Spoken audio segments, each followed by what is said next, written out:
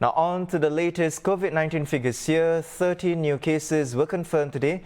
None were in the community or from within workers' dormitories. All 13 were imported and placed on stay-home notices or isolated on arrival in Singapore. The Health Ministry will share more details tonight. Separately, in the words of President Halimah Yacob, Singaporeans have shown time and again to be made of sterner stuff. In a New Year's message released by the Istana, Madam Halimah said she is confident Singapore will win the battle against the coronavirus. 2020 has been a very unusual and challenging year for everyone. COVID-19 has caused serious economic and social disruptions. We now have to reassess the way we organize our lives, work and businesses, as there is no going back to the pre-COVID-19 period. I am confident that we can overcome this COVID-19 crisis together, and we will continue to build a better future for our children and grandchildren. For this, we need all hands on deck. I wish all Singaporeans a very happy 2021. Meanwhile, in a Facebook post today, Minister for Social and Family Development Massago Zulkifli shared that around 95,000 Singaporeans and permanent residents have received financial help through the COVID-19 support grant. This includes 22,000 people who successfully applied for a second tranche.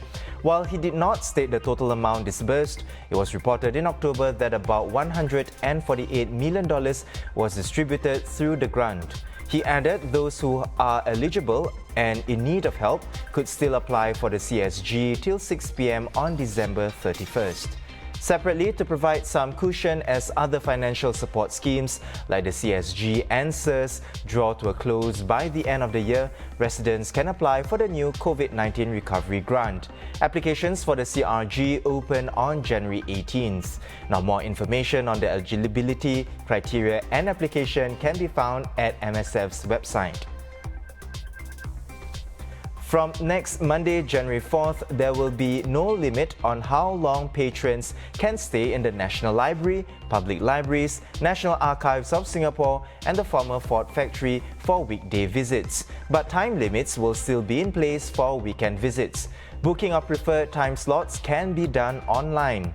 The National Library Board will also gradually resume its public programs except for guided tours. Now, more information can be found at NLB's Go Library site.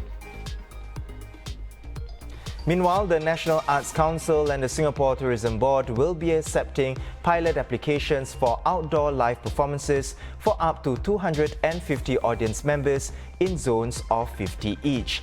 The NAC added under Phase 3 of Singapore's reopening, audiences of up to 250 in groups of 50 are also allowed in indoor venues.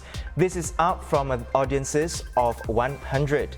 Separately, the Ministry of Culture, Community and Youth will also be extending the existing 80% subsidy for venue hire and in-house production costs until March 31st. Now, take a look at this clip. This was the crowd seen this morning outside Jeep Sing Fashion, a uniform shop in Ang Mo Kio, which prompted the police to step in to disperse the crowd. Many parents were there to buy school uniforms before school starts next week. They had arrived at the store around 8 a.m., 2 hours before its opening for a queue ticket. And by around 10 a.m., more than 100 people had formed a snaking queue to get into the shop, with some ignoring the 1 meter safe distancing requirement. Some parents whom the Straits Times spoke to did not manage to get the uniforms despite waiting for hours. Jeep Sing Fashion declined to comment when contacted.